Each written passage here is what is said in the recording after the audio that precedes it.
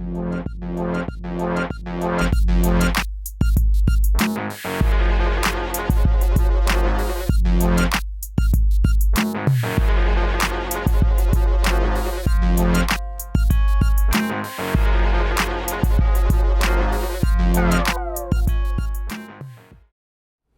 and welcome to another episode of Community Chat. I am this week's guest host, Rick Collins, the editor of Abington News.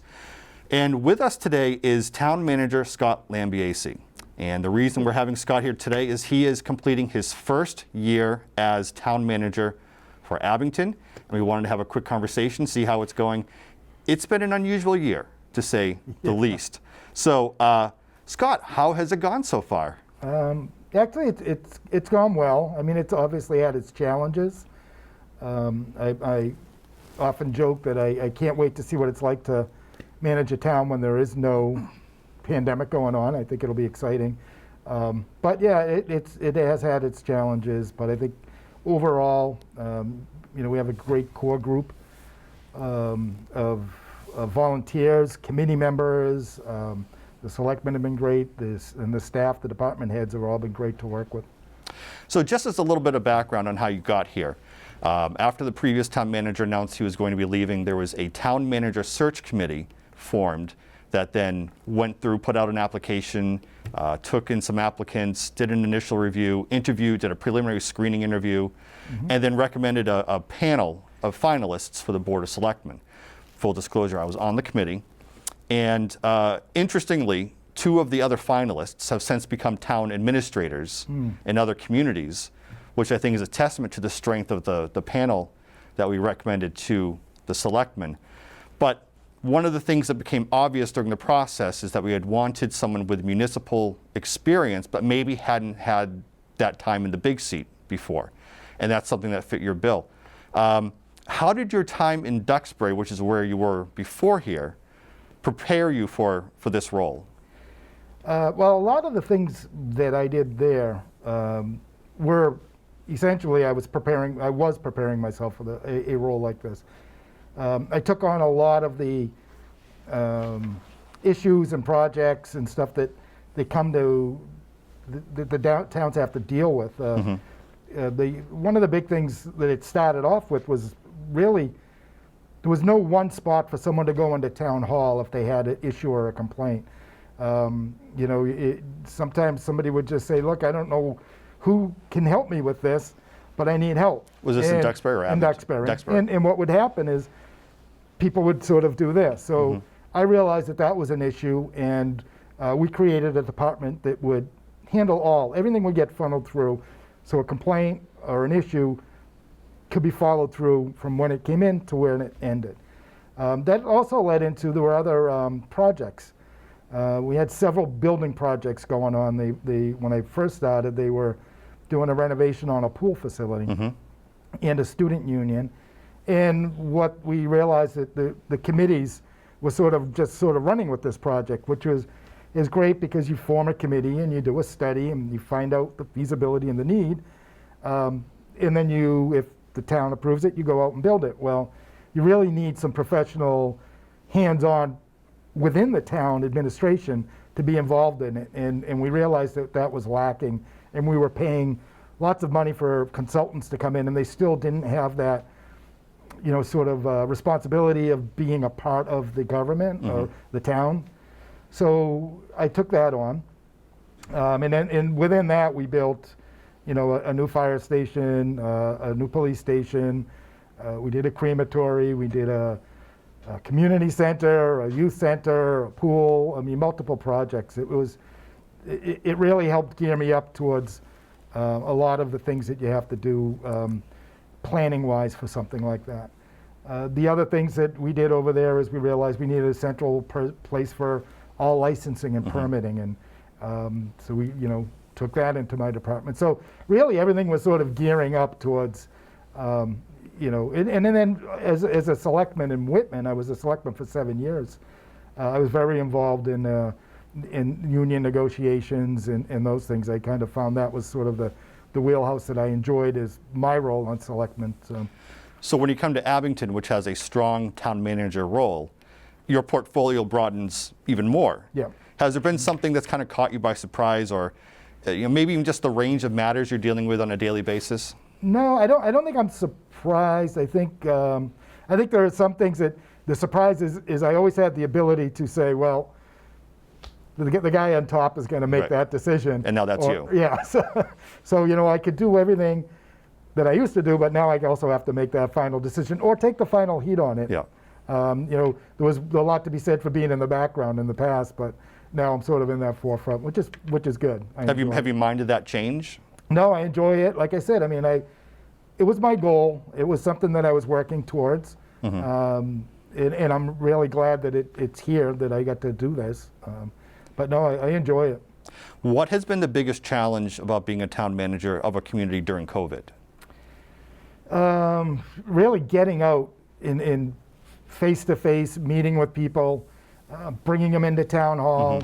That the committee meetings is where a lot of it happens, as you know, whether it's a planning meeting or my housing trust that or the town's housing trust that we just started. Getting that committee involvement and then letting the community come in and actually actively participate.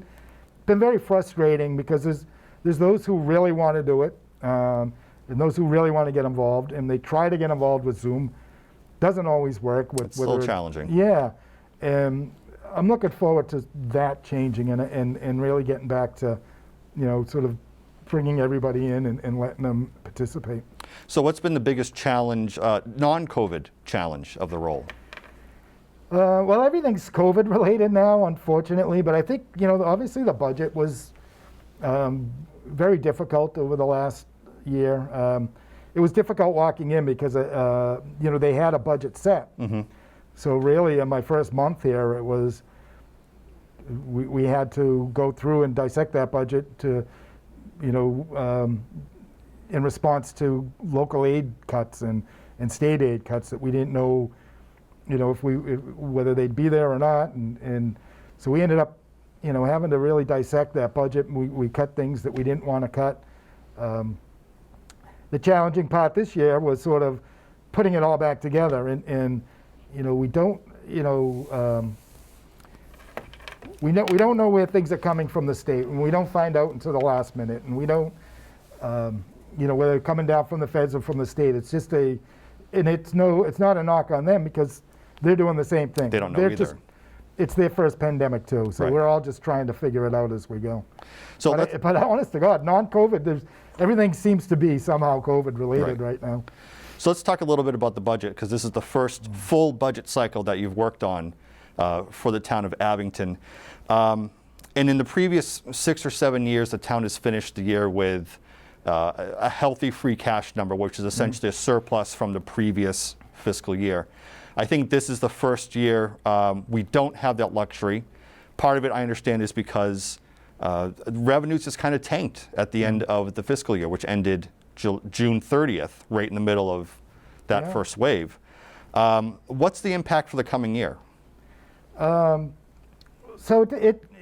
right now, it really reduced what our ability is for capital items.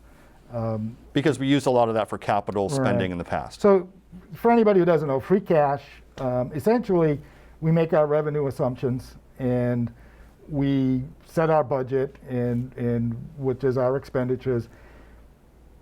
And then at the end of the year, when we tally it up, if the revenues came in higher and we spent less than we actually had to, that money becomes the free cash.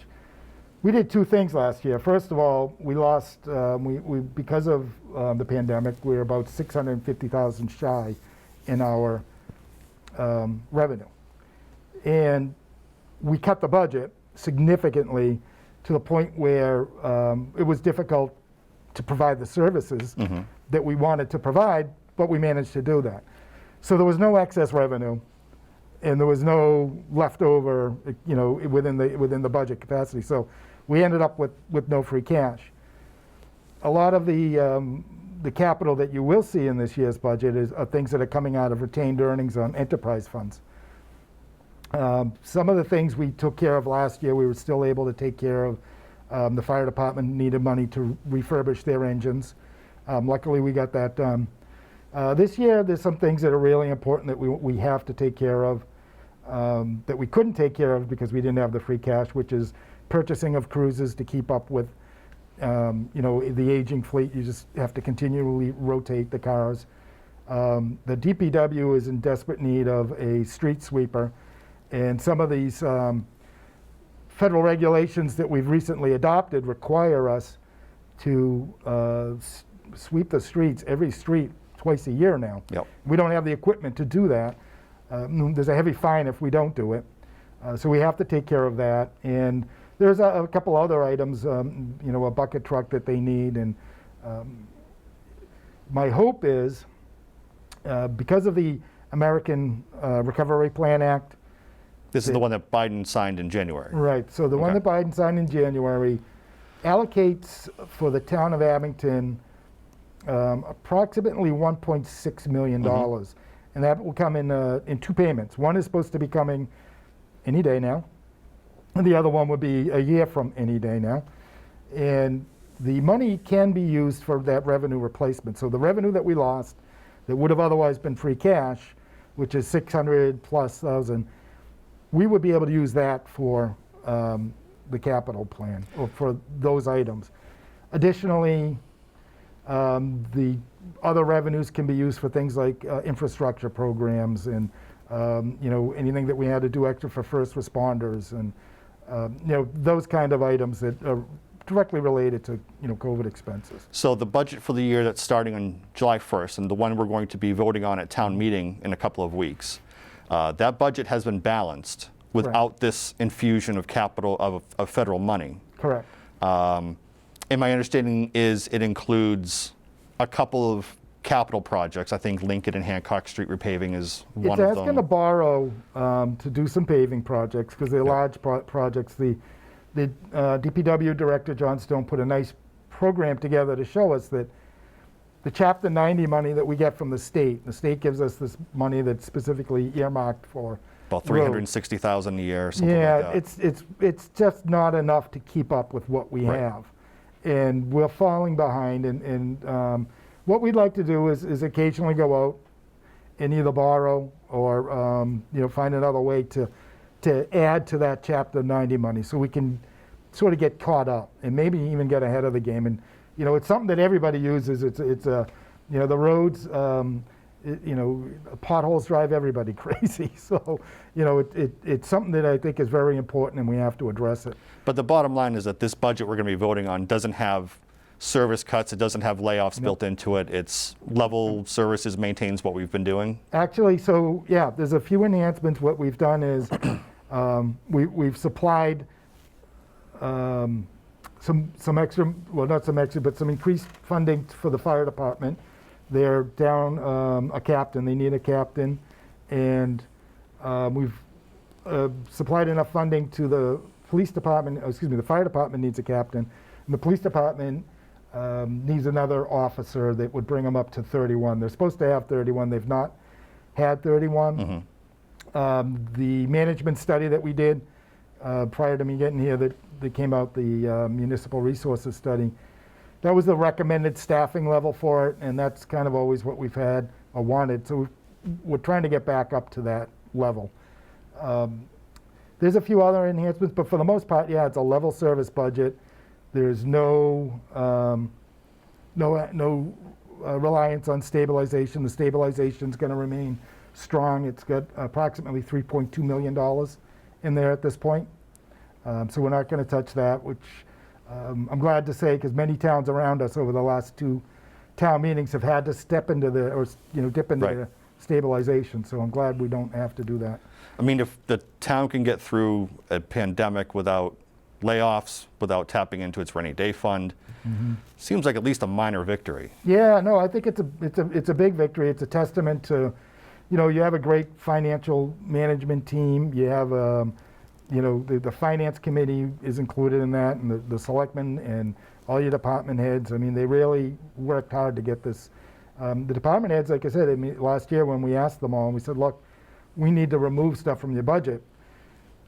We'll try and put it back, and that's essentially what we've tried to do this year is get them back to where they should have been. Yeah. Are we seeing a rebound in some of those receipts that had dropped last year? So for instance, the food tax, local food tax, the excise, motor vehicle excise taxes? Yeah, definitely the local food tax is come back. Motor vehicle excise, probably a little. I'm not so sure. There may be some other. I know there's I hear there's a issue with inventory. I don't know. Okay. But I do think we'll still see a rebound on that. So yeah, a lot of, I think the permitting and that stuff staying strong, and our new growth is staying strong. So I think we're definitely in good shape, much better shape than we were last year. So we can end this current fiscal year, which ends June 30th, will be okay. Any sense on we'll have a free cash number for next year? I'm pretty sure we will have a healthy free cash number. I think we've anticipated the revenue from our new the marijuana facilities, and by anticipating that, by bringing the budgets back up where they're supposed to be, I would assume we'd have a little bit of free cash. Whether it'll be as healthy this year as it was in years past, it might take a couple more years for sort of that full rebound. Mm-hmm. But I do anticipate we will. And the wild card in all of this is obviously what happens with with these marijuana facilities as they come online. And I believe one of them's already open. We have 2 more signed, or 3 more signed community host agreements. So I would expect to see most, if not all of them, opened up at some point within the next fiscal year. So there could be a good amount of revenue infused to the town that way. So the budget that we're going to be voting on at town meeting, that does not include revenue from marijuana shops? It anticipates a very little. I think Okay. we're anticipating about 200,000 when, Okay. I think the reality is that it'll be much larger than that. Mm-hmm. But until I see them actually open, I would be, I would not be comfortable, assuming anything. Right. Knowing that Buds is open and they'll be operating for, a month and a half prior to the fiscal year starting, I think that, I think we're safe in making an assumption on that one, but obviously the other ones, no. So now that you're closing the book on year 1, for you as town manager, what are some of your goals for year 2? So I've been rolling out some new financial policies, some updated financial policies. Within those policies, it requires us to be, dedicated towards, funding our OPEB liabilities and other things like that. What is OPEB? Those are the post-employment benefits, and we also have, once somebody retires, we're paying them and people are living longer, obviously, so there's costs associated with that. But we also have to make up the gap in what we've actually got as a liability and what we actually have in our trust. So there's the county retirement has sort of a payment schedule for that. So I want to have a dedicated source of income for that, and within our new financial policies, we'll show that, and that dedicated source, it may be a percentage of, a small percentage of the money that's coming in from the marijuana shops or something to that effect. But This is pension, retiree, health care, some of those things that Yeah. retire. Okay. yeah. And within that, there's other things within those financial policies that require us to be, vigilant on what we're doing with the town's money. I started a capital planning committee. Mm-hmm. I'm looking forward to expanding, not the committee, but the program itself. We'll be working with the Collins Center in the fall that's going to put together a really comprehensive and robust plan.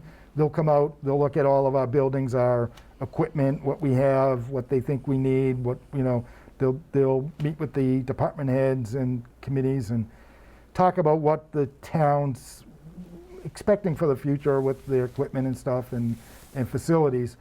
And they'll help us put together a program that a solid 5-year program. And we'll just, have to work with them to devise our financing plan for it within our, within our budget. I think you came from a town that either had a town engineer or a town facilities manager or someone dedicated just to that sort of work. Is that something that Yeah. you're looking at for Abington? Yeah, they did have a facilities manager who took care of all town buildings and school buildings. It was a shared position. I think someday in the future it makes sense. And what we did find, and we did a study on it there, and I would suggest we probably would want to do that here. But what we analyzed is the savings that we would have by having this person came close to paying for what you save and just the cost of bringing in outside consultants for everything that goes wrong. Particularly with your biggest expenses are your HVAC. The equipment to heat and cool buildings is very sophisticated.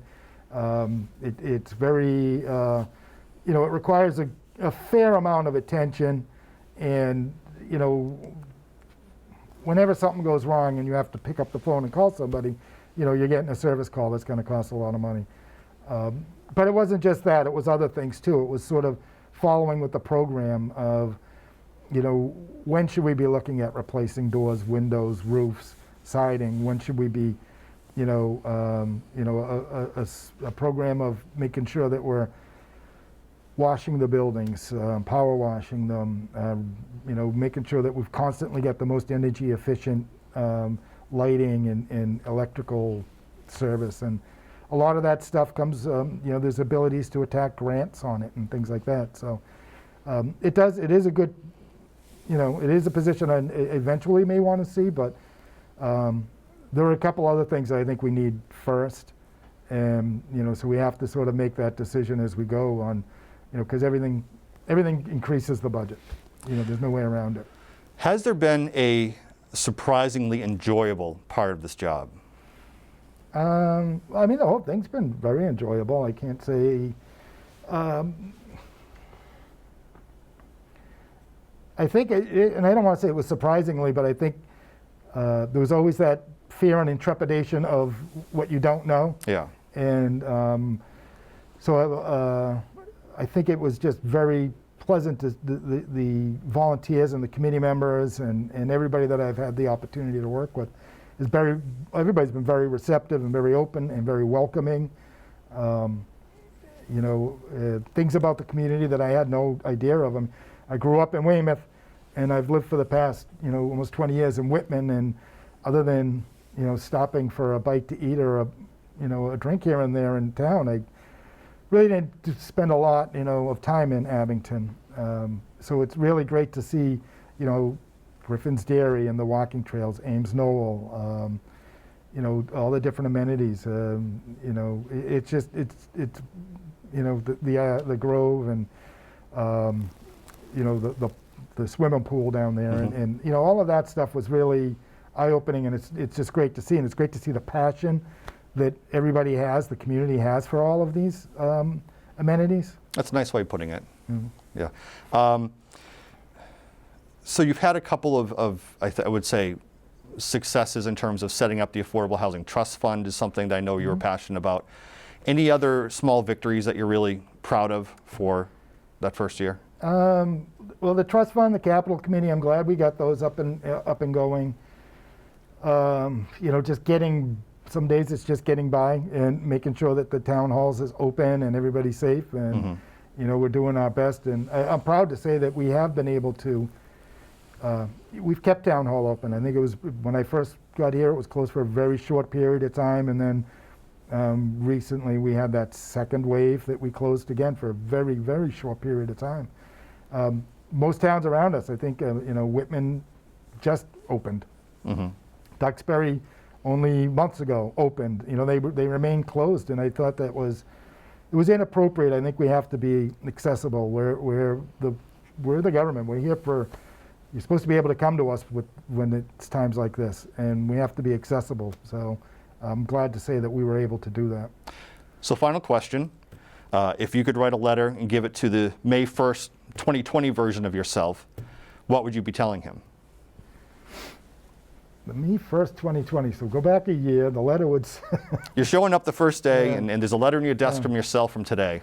Yeah, be patient, it'll work out. You have a good staff here, and they're all willing to work with you. Communication is key, and you know, I mean, it seems sort of self-explanatory, but that's one thing that, you know, constantly I think I have to remind myself, and people will remind me all the time too. I mean, it's important to keep the lines of communication open. Sometimes I assume everybody knows what I expect, but obviously that's not the case, and you have to, you do have to communicate, talk to people, find out, and it works both ways. It's a big part of communication is listening. It's not just talking. Right. Scott, thank you very much for joining us on Community Chat. Thank you for having me. Good luck on year 2. Yeah, thank you. Thank you very much for tuning in.